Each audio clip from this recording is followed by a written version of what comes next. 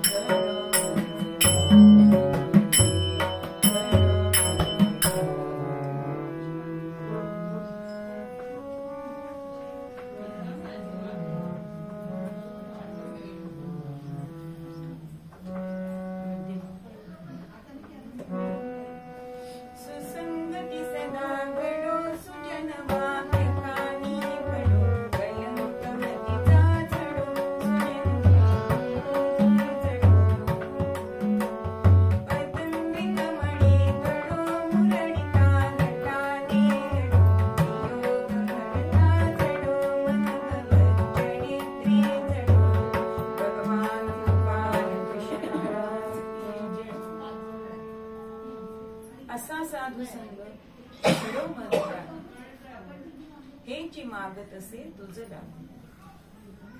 काही ठिकाणी असं सांगितलंय की हा तुकोबांचा अभंग आहे आणि दीनपणे म्हणजे आपण ज्यांचं नमन म्हणतो ते तारकाश्रम त्यांचं आहे असं पाठभेद. पण अभंग कोणाचं आहे म्हणण्यापेक्षा ते काय सांगताय हे आपल्याला महत्वाचं आहे. मग असा साधू संग घडो मज लागी. आता मनुष्य देहाला आपण जन्माला आलोय, पण खरं म्हणजे 3 गोष्टी ह्या दुर्लभ सांगितल्या: मनुष्यत्व, मुमुक्षत्व आणि सज्जनांचा आपली संगती. हे 3 गोष्टी ह्या अत्यंत दुर्लभ सांगितल्या. मग त्यातला एक गोष्ट आपल्याला मिळाली की नाही? मनुष्यत्व मिळाले. मुमुक्षत्व मिळणार आहे का, मोक्ष मिळणार आहे का माहिती नाही. आणि सज्जनांची संगती ही आपण प्रयत्न केल्यानंतर येते बर, पण आपण त्याच्यासाठी प्रयत्न करत नाही किंवा आपल्याला संत ओळखता येत नाही. म्हणून असा साधू संग मज लागी दे असं भगवंताला सांगितलं. मग असा म्हणजे कसा हा प्रश्न येतो. मग हल्ली आपल्या जगामध्ये बघतोय की खरंच साधू आहेत का हो, असं इतका गोंधळपणा झालेला आहे की सगळ्या ठिकाणी बदली दिली जाते. एक सिनेमागृहाच्या बाहेर एक भिकारी होता आणि सारखं ते डबड वाजवत होता म्हणून एका ग्रस्ताने त्याला पैसे दिले आणि तो पैसे देऊन पुढे गेला. आता 10-15 पावलं गेला असेल तो मनुष्य, एवढ्यात हा भिकारी मागे गेला. अहो तुम्ही दिलेलं नाणं आहे ना ते झिजवलेलं आहे, ते चालणार नाही. ते म्हणते तू अंधा आहे, तुला कसं कळलं? तर तो ग्रस्त म्हणजे तो भिकारी काय सांगतो त्या माणसाला की अहो मी आजचा बदली कामगार आहे, मी खरा अंध नाही, मला दिसतंय. म्हणून ते विचारतात मग इथला अंध कुठे गेला जो भीक मागतोय तो? कारण हल्ली अशी प्रथा झाली आहे की आपल्याला समजा चांगल्या बिदागीचं कीर्तन आलं ते कोणातरी पाठवायचं बदली आणि मोठी बिदागी तिथे असेल तिथे जायचं. शब्दाला हल्ली मान राहिलेला नाही. तसं म्हणे मला त्या भिकाऱ्यांनी इथे जो उभा राहतो दररोज अंध त्यांनी मला आज उभं केलं आणि तो दुसरीकडे गेला, पण तो गेलाय कुठे? तो सांगतोय काय उत्तर? तो आज सिनेमाला गेलाय, म्हणजे तो पण अंध नाहीये. असा भोंदूगिरीपणा आज आपल्याला जगामध्ये दिसतो. म्हणून संतांची जी लक्षणं सांगितलीत ना ती लक्षणं आपण आधी बघायला पाहिजे की सामान्य माणसांसारखे दिसतात पण ते आपल्याला ओळखू येत नाही. मग असे हे संत जे आहेत त्यांना ओळखायचं कसं ते पहिल्या चरणामध्ये सांगतायत की ज्या पुरुषाच्या दर्शन मात्रे होती कृतार्थ अभागी. ज्यांच्या नुसत्या दर्शनाने सुद्धा एखादा अभागी कृतार्थ होऊन जातो तो खरा संत समजावा. हे त्याचं पहिलं लक्षण सांगितलंय संतांचं. मग अभागी कुणाला म्हटलंय की जो पतित अभक्त, जो भक्ती करत नाही तो अभागी सांगितलेला आहे संतांनी. मग तो कितीही श्रीमंत असू देत, भौतिक सुख त्याच्याजवळ असू दे, पण तो संतांच्या दृष्टीने तो अभागीच सांगितलेला. मग अशांचा उद्धार हे पुरुष म्हणजे हे संत एका क्षणामध्ये दर्शन मात्रे करतात. एकदा नारद मुनी भगवंताकडे गेले आणि विचारतात की भगवंता संतांचा महिमा काय आहे तो मला सांगाल का? आणि देव म्हणतोय मी कशाला सांगू तोंडानी, तुला सांगतो तिथे जा तो सांगेल तुला. आणि मग भगवंतानी काय सांगितलं? खाली एक जे शेत आहे त्या शेताच्या कुंपणावर एक सरडा आहे, तो तुला संतांचा महिमा सांगेल. आता नारद मुनी नारायण नारायण म्हणत त्या सरड्याजवळ गेले आणि त्या सरड्याला विचारताय की मला भगवंतानी तुझ्याकडे पाठवलाय ते संत महिमा काय आहे हे तू मला सांगशील म्हणून मी तुझ्याकडे आलो. आता तो सरडा सरडा नारद मुनींकडे बघतोय आणि तिथल्या तिथे तो मरण पावला. आता नारद मुनींना वाटतं बोला फुलाला एक गाठ पडली असेल, म्हणून पुन्हा भगवंताकडे येत आहे. आणि भगवंता, मी त्याला प्रश्न विचारला आणि तो तडफडून मेला रे. बर, मग आता तू त्या झाडावर जो पोपट दिसतोय ना त्याला विचारायला जा. तो तुला सांगेल संत महिमा.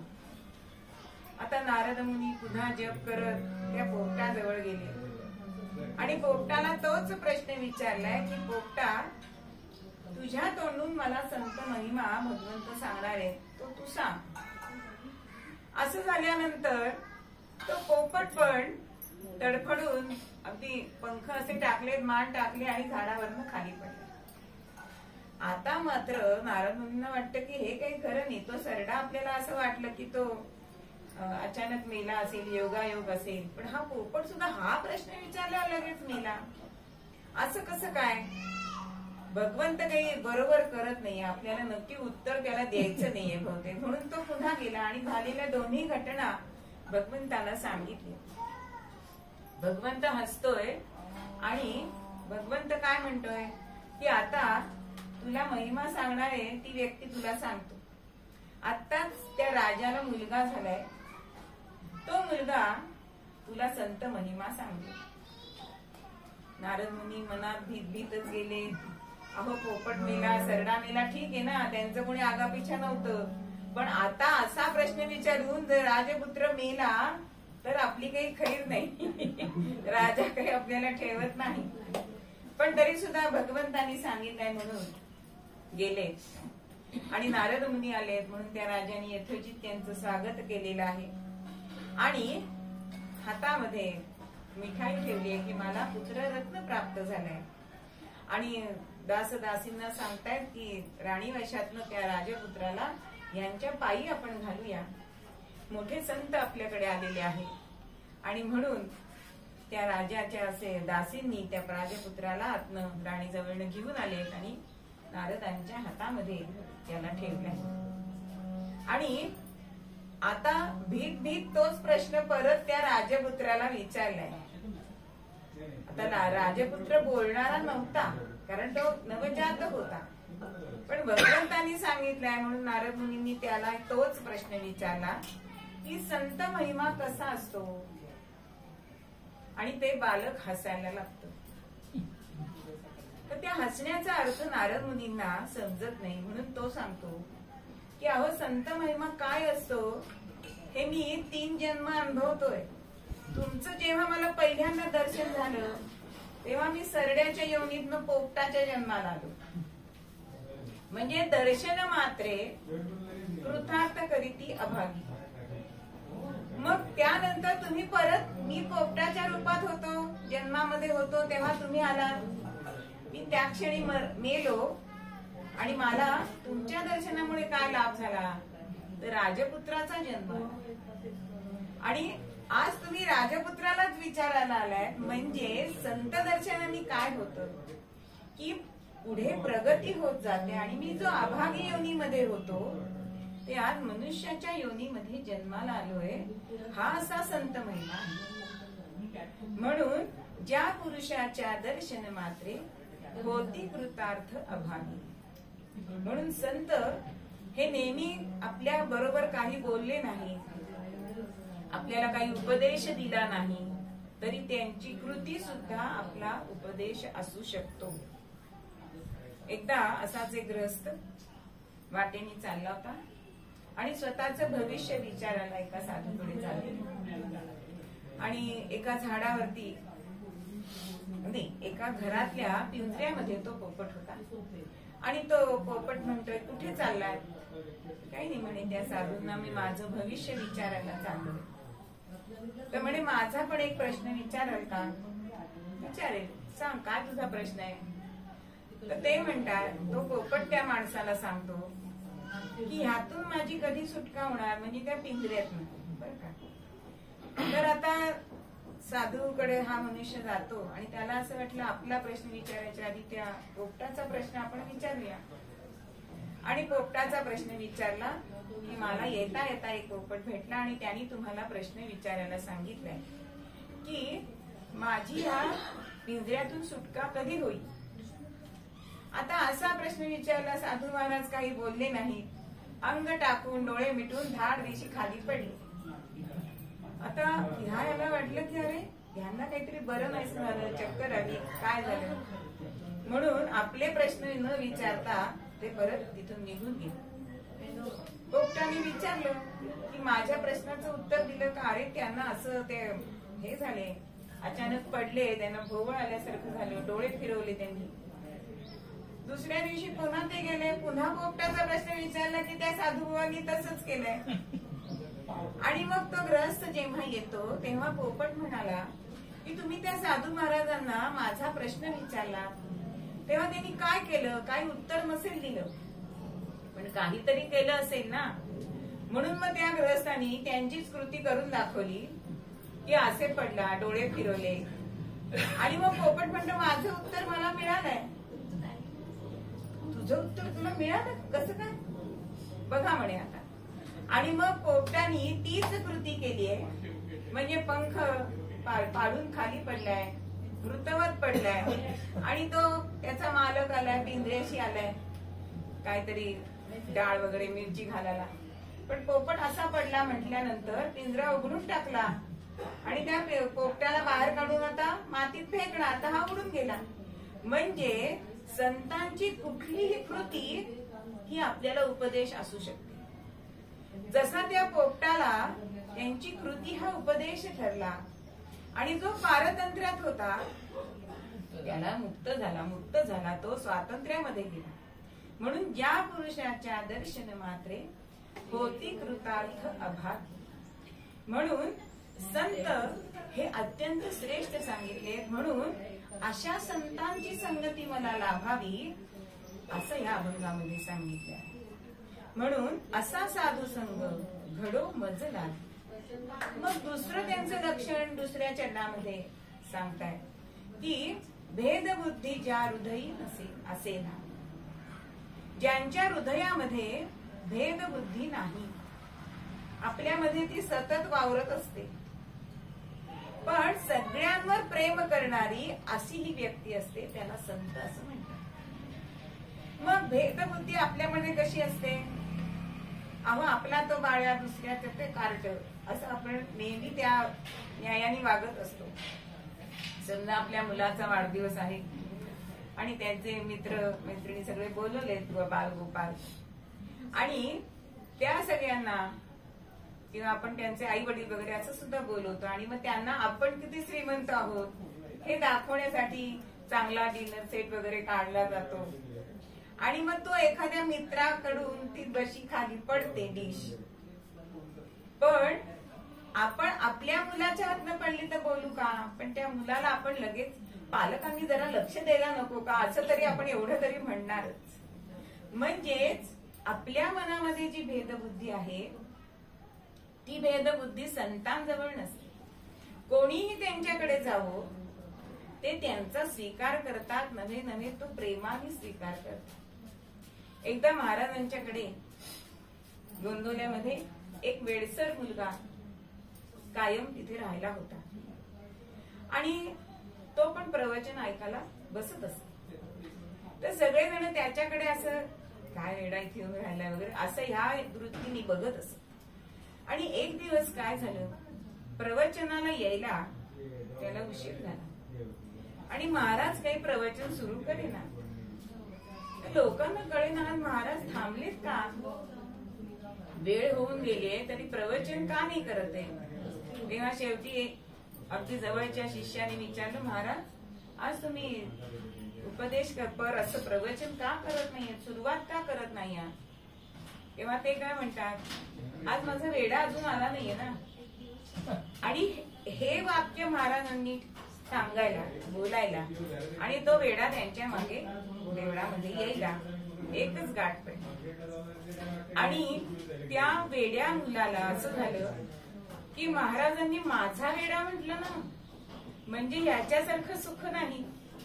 इतर त्यांचे आहेत की नाही मला माहिती नाही, पण मी त्यांचं आहे. म्हणजेच भेदबुद्धी ज्या हृदयी असे ना, प्रत्येक ठिकाणी अनुरक्त असा अनुराग, अनुराग म्हणजे प्रेम, पण हे सर्वाठाई प्रेम असणं हे संतांचं मुख्य लक्षण सांगितलेलं आहे. म्हणून सुसंगती सदा घडो सुजन वाक्यतानी पडो. म्हणून आपल्याला सतत संगती चांगली असावी हे आपल्याला लहानपणापासून, आज अगदी मुलगा नवरा मुलगा आपण बघतो वर, त्यावेळेला त्याचे मित्र कोण आहेत हे आपण बघतो की नाही. म्हणजे संगती काय आहे, म्हणजे हा मुलगाचं चालचलन कसं आहे हे कळण्यासाठी आपण त्याच्या आजूबाजूचं मित्रमैत्रिणी बघत असतो. म्हणजे संगतीचा परिणाम हा तुमच्यावर होत असतो. म्हणून संगत चांगली हवी, म्हणून सुसंगती हसायला पाहिजे. अगदी उदाहरण दिलं जातं की एक पाण्याचा थेंब, पावसाचा थेंब, हा पाण्याचा थेंब पडला कशावर, तर आपल्या तळ्यावर पडला, काय होईल हो, लगेच त्याचं वाफ होऊन जाणार. तोच पाण्याचा थेंब हा आळवाच्या पानावर पडला तर तो काही काळ होईना पण तो चमकेल मोत्यासारखा. पण हाच जर थेंब शिंपल्यामध्ये पडला तर त्याचा मोती होईल आणि तो दागदागिन्यांमध्ये त्याला मान्यता मिळेल. म्हणजे थेंब एकच आहे, पण संगत कोणाची केली याच्यावरती त्याचं प्रतिष्ठा वाढत असते. म्हणून सत्संगतीने आपली प्रतिष्ठा वाढते. म्हणून सत्संग हा नेहमी चांगलाच करायचा. म्हणून मना सर्व संग सोडून द्यावा, परी आदरे सज्जनाचा करावा, असं समर्थ सांगतात की तुम्ही सगळे संग सोडून द्या. मनाला सांगतायत की तुम्ही संग धरू नका. म्हणजे ह्या संग करू नका म्हणजे काय, तुमच्या संपत्तीचा, तुमच्या नातेवाईकांचा हा संग तुम्ही करू नका, पण अति आदरे सज्जनाचा करावा. सज्जन माणसांचा संग तुम्ही केला की तुम्हाला मोक्षपद नक्की प्राप्त होणार आहे. म्हणून अगदी साधं कळशीचं उदाहरण दिलंय. संत कसे असतात तर बघा, कळशी आपण जेव्हा त्याला आपण दोर बांधतो, म्हणजे समजा आपण त्याला फाशी देतो, दोर गळ्याला बांधला म्हणजे काय होतं, पण अशी कळशी आपण जेव्हा विहिरीत सोडतो पण तेव्हा तिला आपण जेव्हा वरती काढतो तेव्हा ती सुंदर असं शीतल जल देते की नाही. तसे संत असतात, तुम्ही त्यांना कितीही त्रास दिला तरी सुद्धा ते तुमच्याशी भेदबुद्धीने वागत नाही. ते तुमच्याकडे समभावानी अनुरागानेच बघत असतात. ते कधी असं म्हणत नाहीत की आता तुम्ही आलात का, आता येऊ नका, मगाशी काय झालं होतं, असं आपल्यासारखं कधी संत म्हणत नाही. म्हणून त्यांच्याजवळ भेदबुद्धी नाही. त्यांच्या दर्शन मात्रे सगळेजण कृतार्थ होतात. हे दोन लक्षण या दोन चरणामध्ये आपल्याला संत सांगतात. मग अशी ही संगत जी आहे ती संगत खरोखर श्रेष्ठ असते का हो? असते.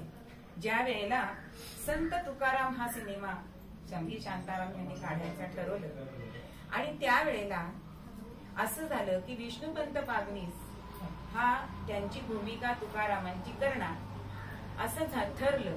पण हे विष्णुपंत पागनीस मी शांतारामांना काय म्हणाले की मला दुप्पट मानधन पाहिजे तर मी ही भूमिका करेन.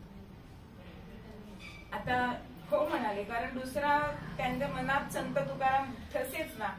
त्यामुळे विष्णुपंतांना त्यांनी सांगितलं की तुम्ही जी मागाल ती मी तुम्हाला मानधन देईन. आणि झालं, सिनेमा झाला, चित्रित झाला, त्याला सुवर्ण पदक मिळालं संत तुकारामांना.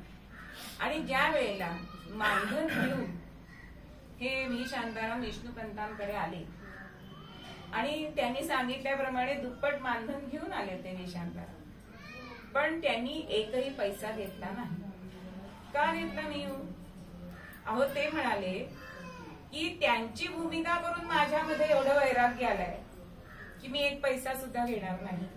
म्हणजे तुकारामांची भूमिका करून वैराग्य प्राप्त होतं, म्हणजे किती हे संत महान असतील. म्हणून संत संग हा अत्यंत आवश्यक सांगितलेला.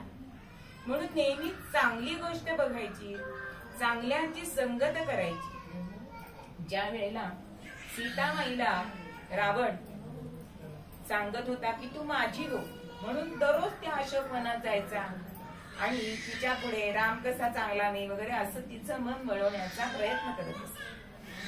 तेव्हा नारद मुनी एकदा त्याच्याकडे गेले आणि ते काय म्हणतात की तू रामाचं रूप घेऊन का नाही तिला मन वळवत तिचं मन.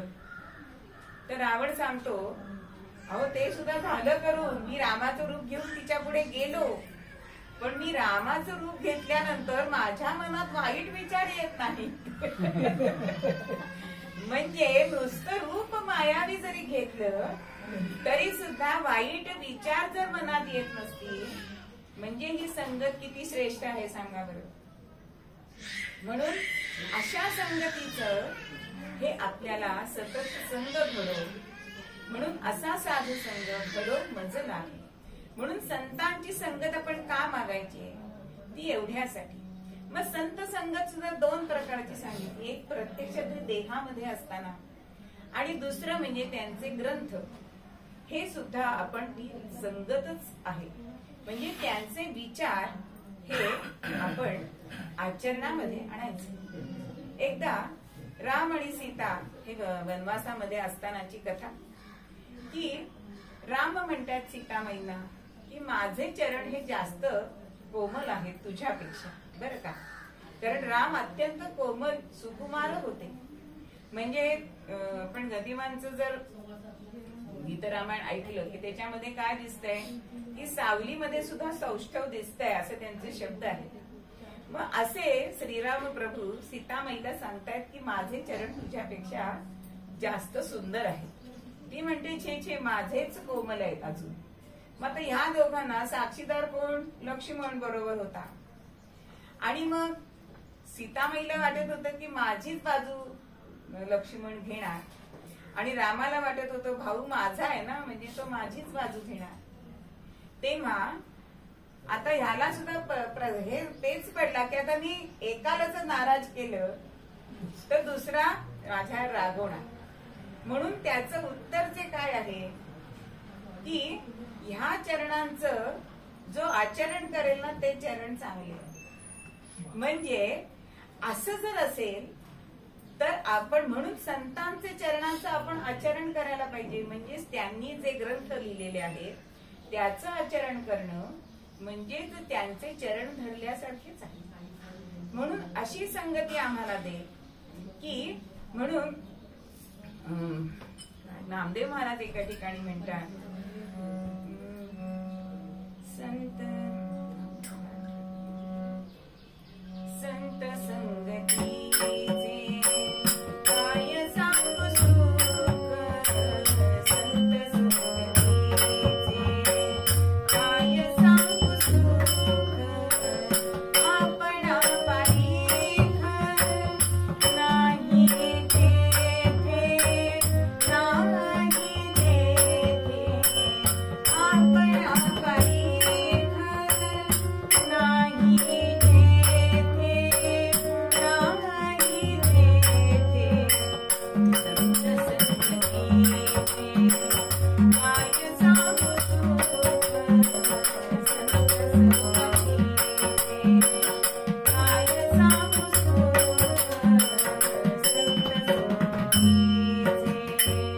संत संगतीचे.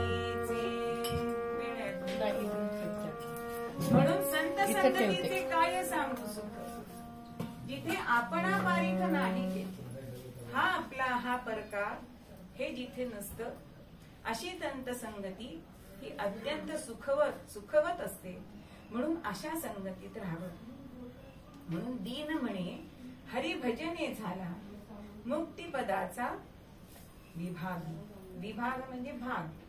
मोक्षपदाचा हा भाग कोण होतो, तर जो हरिभजनाला लागला तो हा मुक्तिपदाचा अधिकारी होतो. पण हे संतांच्या संगतीमध्येच होतो. म्हणून दीनपणे हरिभजने झाला मुक्तिपदाचा विभागी. मग असा जर आपल्याला संत संग मिळाला तर आपण सुद्धा मोक्षपद हे प्राप्त करू शकतो. एक लाकूड तोड्या होता आणि लाकडं तोडायला दररोज वनामध्ये जात असे. आणि एकदा लाकडं तोडायला जंगलात गेला आणि त्याला एक तिथे साधू झाडाखाली बसले असं दिसलं. मनात विचार आला की आज आपल्याला संत दर्शन होतोय तर वंदन करावं, आणि जर काही त्यांनी आपल्याला उपदेश दिला तर घ्यावा. म्हणून तिथे गेलाय, नतमस्तक झालाय आणि साधूंनी काय शब्द उच्चारले, पुढे जा, एवढे 2च शब्द उच्चारले. पण हाच आपला उपदेश आहे हे समजून हा लाकूड तोड्या होता तो नेहमीच्या जागेपेक्षा थोडासा पुढे गेला. कारण त्यांनी काय सांगितलं होतं, पुढे जा.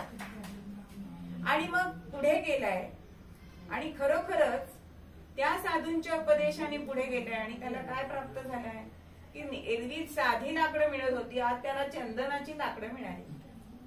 म्हणजे 2 शब्दांचाच उपदेश, पण त्याला चंदनाची लाकडं मिळाली आहेत आणि ती चंदनाची लाकडं मिळून विकून त्याला पैसा मिळाला. पुन्हा दुसऱ्या दिवशी असं बरेच 7-8 दिवस गेले, महिना गेलाय आणि पुन्हा ते साधू महाराज दिसले. त्यांनी पुन्हा तोच उपदेश केलाय, पुढे जा. आणि पुढे गेलाय म्हणून चंदनाच्या लाकडाच्याही पुढे थोडासा तो गेलाय आणि त्याला काही दगड दिसले. आता साधू महाराजांनी सांगितलंय, त्याच्यावर विश्वास ठेवलाय आणि ते दगड एका टोपलीमध्ये, आज मोळी तयार केली नाहीये, आणि ते दगड एका टोपलीत घेतले.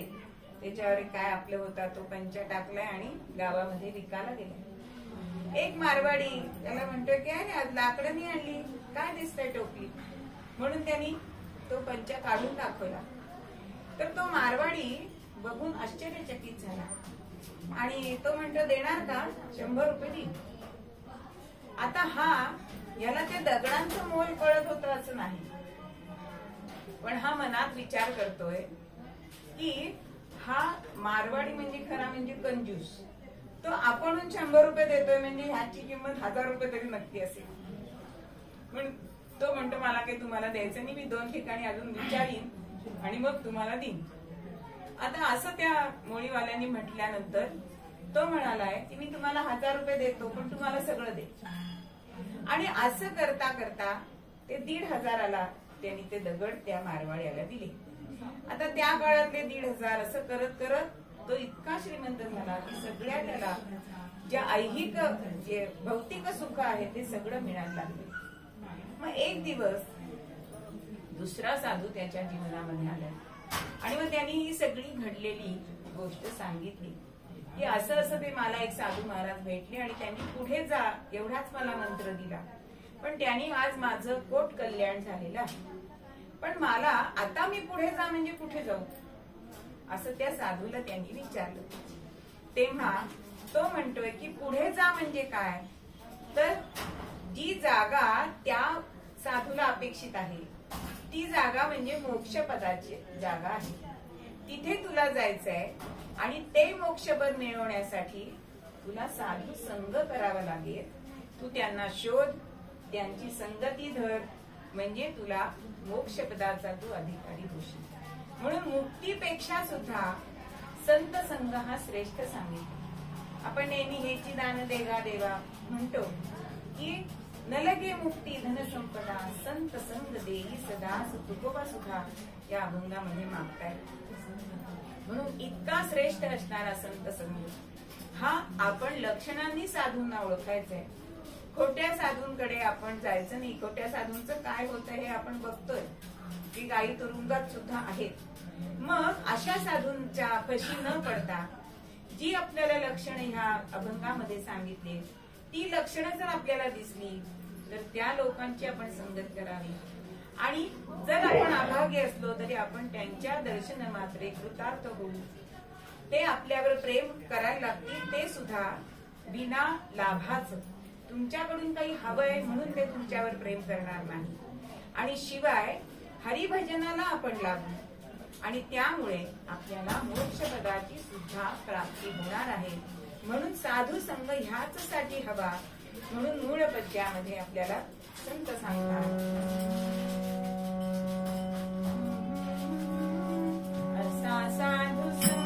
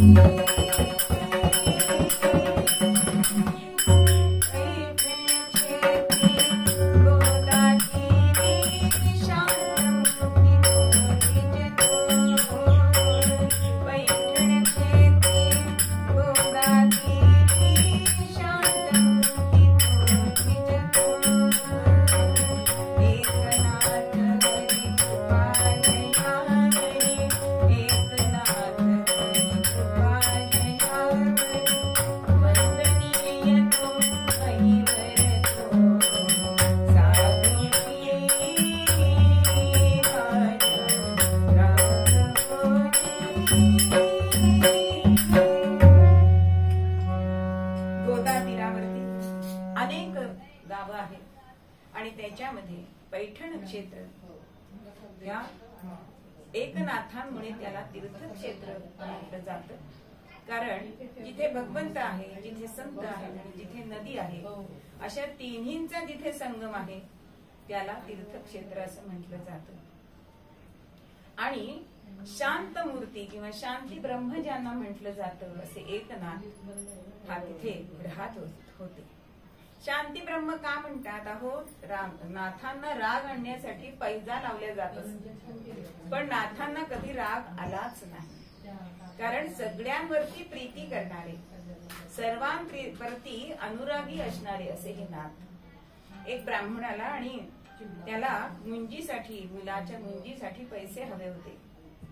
म्हणून त्या कुचर ओट्यावर बसलेले गावातले ब्राह्मण म्हणतात की तू नाथांना राग आणून दाखव, आम्ही तुझ्या मुलाच्या मुंजीचे पैसे तुला देऊ. तो म्हणतो राग आणायला काय असं लागणार आहे? तो म्हणतो ठीक आहे मी आणीन, पण तुम्ही नक्की द्याल ना पैसे? हो हो, तू नाथांना राग आणून दाखव. आणि झालं. अहो, वाहना घालून नाथ कुठे बघताय तर नाथ देवघरात होते. आणि हा ग्रहस्थ वाहना घालून देवघरात गेले, पण नाथ चिडलेत का? श्रीखंड्या, अरे ते इतके भावनावश झाले की ते चप्पल वाहन काढायचे विसरले. त्यांची वाहन काढून घे बरं. इतक्या शांतपणे सांगणारे हे नाथ. हा प्रयत्न फसलाय. म्हणून या ग्रहस्थांना जेव्हा नाथांनी पंक्तीला बसवलंय जेवायला आणि गिरजाबाई पानं वाढतायत, तेव्हा खाली बसून पंक्ती असत आणि गिरजाबाई वाढतायत, ओणव्या आहेत. आणि एवढ्यामध्ये टुनकन त्या गिरजाबाईंच्या पाठीवर हे ग्रस्त बसले. आता गिरजाबाई पण शांत, नाथ पण शांत. नाथ म्हणतात गिरजाबाई जरा सावकाश हो, पडेल लेकरू असं म्हणतायत. तेव्हा गिरजाबाई म्हणतायत अहो, हरिपंडिताला पाठवळी घेऊन वाढायची सवय आहे मला. म्हणजे इतका हा मनुष्य शेवटी त्यांना शरण आला आणि म्हणतोय की अशी अशी मी पैज मारली, पण आपल्याला मी राग आणू शकतो नाही. असे हे संत एकनाथ. आणि अशाच या पैठण मध्ये एक दाम्पत्य राहत होतं. त्यांचं नाव होतं राम आणि जानकी. आणि ते नवीनच पैठण मध्ये राहायला आलेले होते. नवीन संसार होता, नुकतंच एक वर्षभर झालं असेल लग्नाला, आणि ह्या पैठणमध्ये ते आले. याला सुद्धा तिथे चांगली नोकरी लागली. हिने सुद्धा आपला संसार आपल्या मनासारखा मांडलाय. मग दररोज सकाळी उठावं, सगळं नित्यनेम करावा, स्वयंपाक करावा, संध्याकाळी नाथांच्या वाड्यावरती प्रवचन कीर्तन भारुडे ऐकायला जावं, संध्याकाळी परत यावं, संत सहवासाचा आनंद घ्यावा. असे दिवस चाललेले आहेत. आणि असे दिवस सुखामध्ये चाललेले असताना एक दिवस मात्र, कारण जगी सर्व सुखी असा कोण आहे, हे सुखाला गालबोट लागल्यावर आणि त्या रामचं त्याच्या मालकाशी काहीतरी भांडण झालं आणि त्याला कामावरनं काढून टाकलं.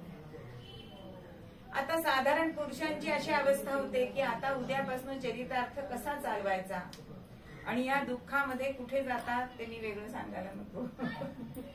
आणि असा तो पिऊन घरी येतो. जानकीला अत्यंत वाईट वाटते की काय हे, काय झालं काय तुम्हाला वगैरे, ते असं विचारते, चौकशी करते.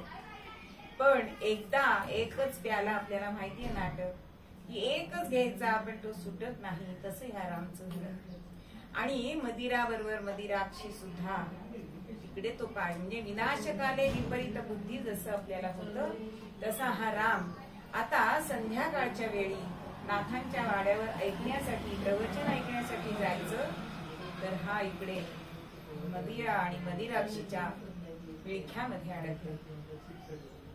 आणि मदिरा मदिराक्षीच्या नादे, मदिरा मदिरेक्षाच्या नादे, राम गांजितो जानकीला. आणि मग या पुरुषांचं काय होतं, सगळा जो जगाचा राग असतो तो आपल्या पत्नीवर निघतो. अतिशय त्या जानकीला त्रास द्यायला लागलाय. म्हणून जाळी आणि जळी म्हणजे समईच्या वातीचं उदाहरण दिलंय. ही समईची वात ही स्वतः पण जळते आणि घातलेलं तेल सुद्धा जाळून टाकते. तसं संसारामध्ये हा राम जो होता तो स्वतः दुःखामध्ये होताच, पण त्या जानकीला सुद्धा अत्यंत पीडित करत होता, त्रास देत होता, गांजत होता. आणि होता होता सगळं घरातलं जे दाग दागिने पैसा हा सगळं त्या वेश्येच्याकडे जाऊन सगळं तिला घेऊन आलेला आहे. आणि एक दिवस हा राम तिच्याकडे जातोय आणि तिने दार लावून घेतलाय. कारण ती काय म्हणतीये, वेश्या बोले रामाला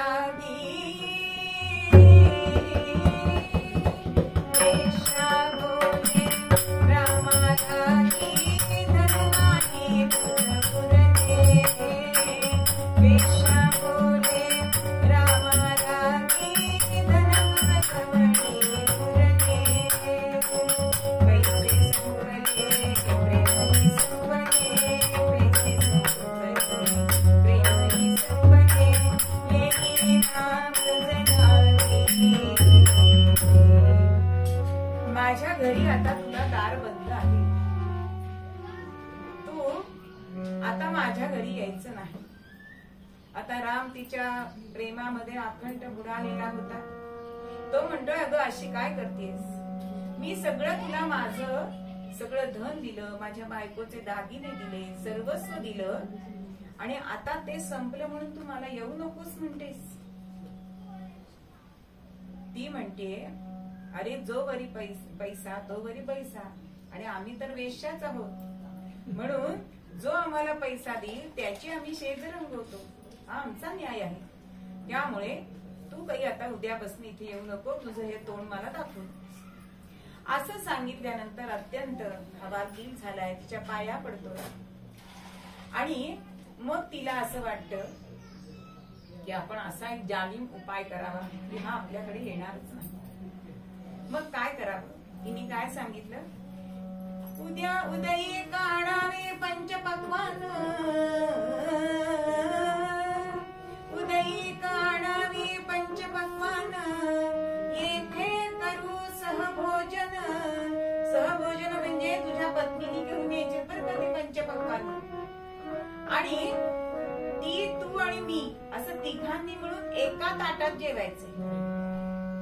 हे जर तुला मान्य असेल तर तू उद्या माझ्याकडे ये, आणि नाहीतर मी तुझा त्याग केलेलाच आहे असं सांगितलंय. आता हा घरी येऊन आपल्या जानकीला सांगतोय की असं असं आपल्याला उद्या जायचंय. आतापर्यंत आपल्या नवऱ्याचं सगळं मान्य करत होती, पण हे करणं म्हणजे त्या वेश्येबरोबर एकत्र जेवायचं. अरे किती हीनपणाला माणसाने जावं असा विचार करते, आणि शेवटी मनात ठरवते की आता नाथांना आपण शरण जायचंय. नाथांशिवाय आपल्याला ह्यातलं कोणीही तारणार नाही. आणि सगळा स्वयंपाक केलाय आणि नाथांच्या वाड्यावर गेले, नाथांना वंदन केलंय आणि त्यांच्या पुढे पदर करते. वंदिते तव पद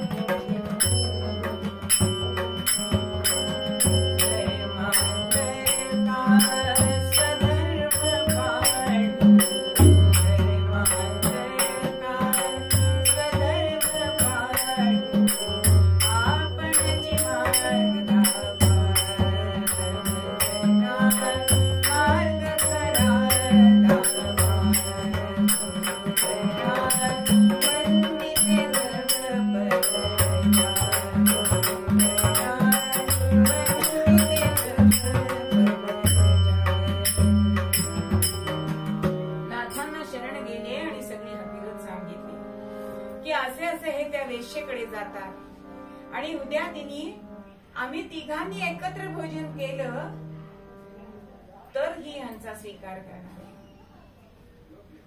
आता मी काय करू? माझा पतिव्रता धर्म पाळू का तिचं ऐकू? या पेचामध्ये मी पडले आणि म्हणून जो खरा मार्ग असेल तो आपण मला दाखवावा. पतितांना पावन करण्याचं ब्रीद आपलं आहे म्हणून शरण गेले. नाथांनी शांतपणे सगळं ऐकून घेतलंय आणि तिला सांगितलंय की उद्या पंचपक्वान्नांचं ताट तिच्याकडे घेऊन जा. देव सगळं बघतोय, त्याच्यावर विश्वास ठेव बरं. आणि नाथांनी सांगितल्याप्रमाणे तिने सगळा स्वयंपाक सिद्ध केला. आणि त्या दिवशी नाथ जे गोदावरीवरती स्नान करायला निघाले ते गोदावरीकडे न जाता त्या वेश्येच्या गल्लीमध्ये गेले. आता तिकडे त्यांचे पाय वळले. मग तुझ्या रोट्यावरती बसलेले सगळे ब्राह्मण तोंडात हात घालतायत. काय याला संत म्हणावं? कसा हा संत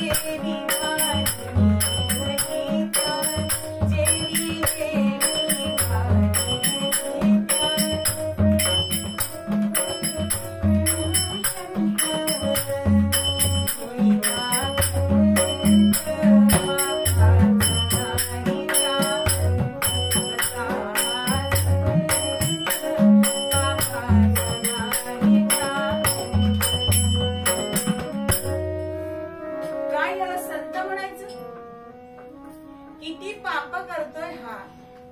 आज तर कहर झाला, आज वेश्यागमनी गेले.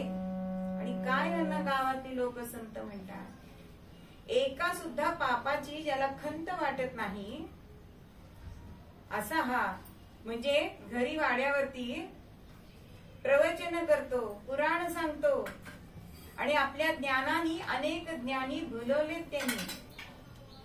पण हे खरं आहे का मग संतपद? महाराजचं मूल आपलं म्हटलं, स्वतः त्यांच्याकडे जेवायला गेला, त्यांना आपल्या घरी जेवायला घातलं.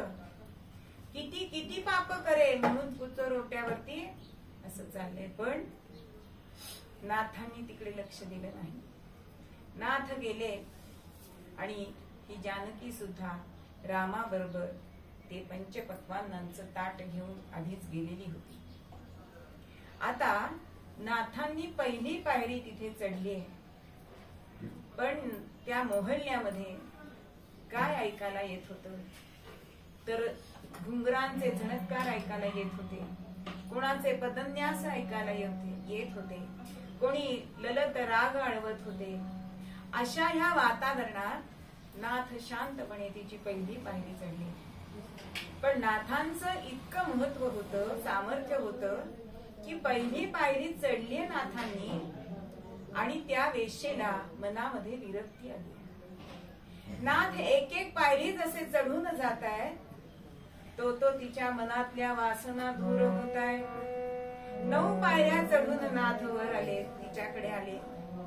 खिडकीतनं बघितलं की नाथ आपल्या घरी येत आहेत आणि ह्याच्यासारखं भाग्य नाही. हा विचार तिच्या मनात यावा, म्हणजेच ज्या पुरुषाच्या दर्शन मात्रे होती कृतार्थ अभागी. ज्या जन्माला ती आलेली होती तो नरक आहे खरा म्हणजे, पण तरी सुद्धा नाथांच्या दर्शनाने ती अभागी होती. ती स्वतःच तिला भाग्य वाटायला लागलं आणि नाथांना तिने आत बोलवलंय, त्यांची पाद्यपूजा केली. नवे नवे त्यांना ती शरण गेली आहे. आणि एवढंच नव्हे, नाथांनी काहीही बोलले नाहीत खरं म्हणजे, पण नाथांच्या तिथल्या अस्तित्वानेच काय झालं हो, तिने जे रामकडनं पैसे घेतलेले होते, दागदागिने घेतलेले होते, ते सगळं डबोलं तिने रामाला देऊन टाकले आणि सांगितलंय की चांगला संसार कर, ह्या फंदात तू पडू नकोस. मग ही उपरती तिला कशाने झाली तर नाथांच्या नुसत्या दर्शनाने झाली.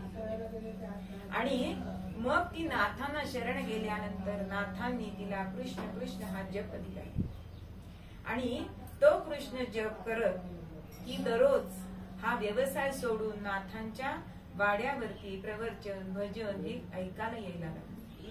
म्हणजेच साधू संघाने काय होऊ शकतं हे या चरित्रातून आपल्याला बघायचंय. आपण कुठल्याही ठिकाणी जरी असलो तरी संत दर्शन झाल्यानंतर आपलं भाग्य हे उजळतच उजळत. मग ते तुम्ही अगदी चिखलात का पडलेलं असेना, पण तुमचं भाग्य हे ते उजळतं. म्हणून जे आपण अभागी असतो ते आपण कृतार्थ होतो ह्या नुसत्या संतांच्या दर्शनाने. तसं त्या वेश्येचं झालं. आणि तसंच राम आणि जानकी, जानकी ही नाथांना शरण गेलीये आणि म्हणून तिचा सुद्धा संसार पुन्हा चांगल्या तऱ्हेने चांगला झाला. रामाचं व्यसन सुटलं. म्हणजे अनेक लाभ नुसत्या संत दर्शनाने होतात.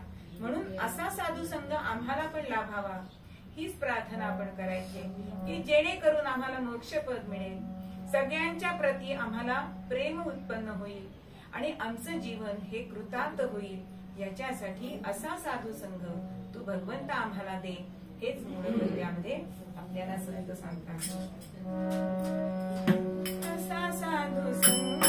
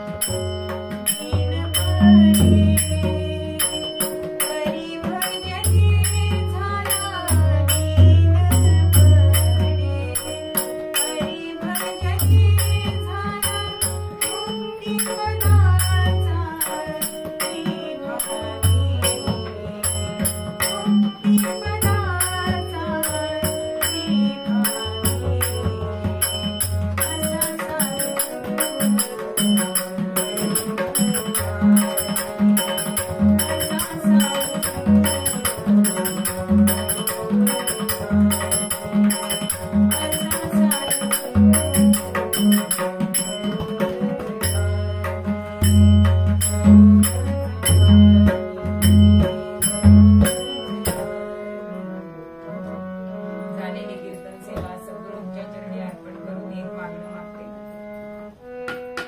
एक मागणी मागाया काले दारी देवला श्री भगवंता देवला श्री भगवंता देवला श्री भगवंता देवला नाम तुझे ईश्वरयाला नाम तुझे ईश्वरयाला शांती देई चित्ताला शांती देई चित्ताला श्री भगवंता देवला श्री भगवंता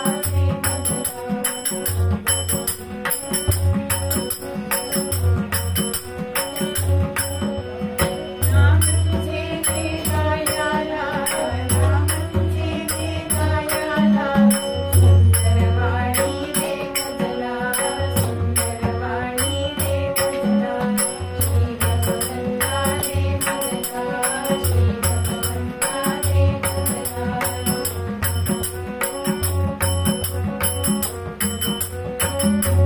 रूप मनोहर बगड्याला रूप मनोहर बगड्याला दृष्टी देई नयनाला दृष्टी देई नयनाला श्री भगवंता देवला श्री भगवंता देवला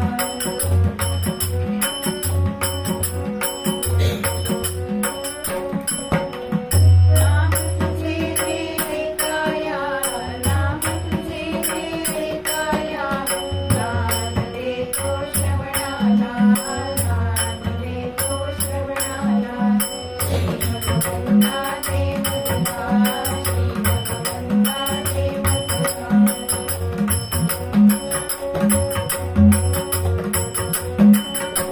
नाम तुझे सांगाया नाम तुझे सांगाया सुरती शक्ती दे मजला सुरती शक्ती दे मजला श्री भगवंता देवला श्री भगवंता देवला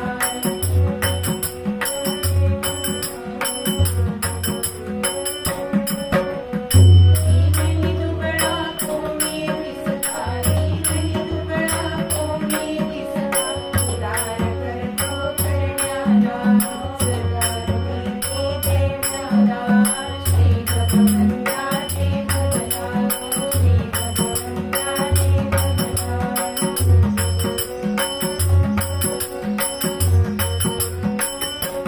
एक मागणी मागाया एक मागणी मागाया हुशारी आली देवीला हुशारी आली देवीला श्री भगवंता देवला श्री भगवंता देवला श्री भगवंता देवला निचिदान देगा देवा तुझाही शरण बाबा प्रकाशित कापडे माझे सर्व नंदे भूमी नरसुंदरा संत देही सदा तुझा घरी गर्भवासी सखे घालावे आम्हासी जय आरोग्य श्री गुरुराया सद्गुरुराया शांतिरो भगवती सुमरी माया जीवहान कई जप सारा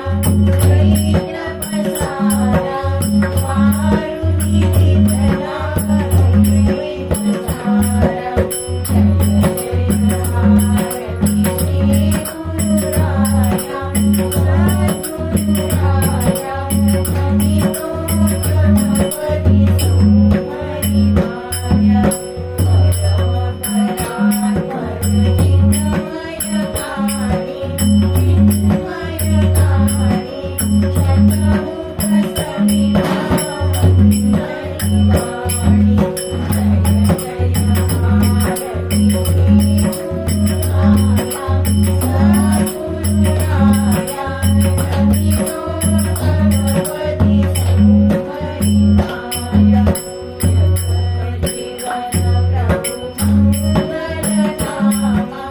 मंगल नामा